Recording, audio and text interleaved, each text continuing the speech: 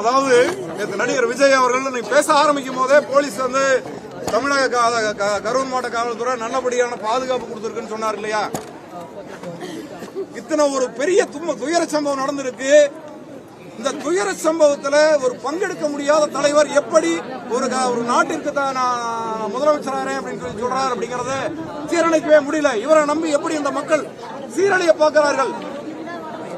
தயவு செய்து புரிந்து கொள்ளுங்கள். ஒரு 10,000 பேர் கூடுகிற ஒரு கூட்டத்தையே உன்னால் சமாளிக்க முடியல. ஒரு 30 பேர் இறந்திருக்காங்க. அந்த குடும்பத்துக்கு உன்னால ஆறுதல் சொல்ல முடியல. நீ எப்படி நாட்டுக்கு தலைவனாவ?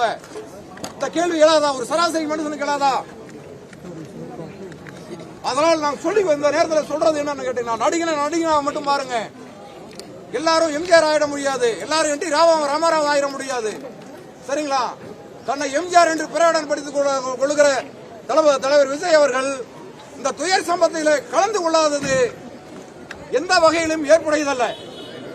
இவர் இப்படி தமிழ்நாட்டை காப்பேன் என்று சொல்வது யார் ஏற்றுக்கொள்வார்கள்?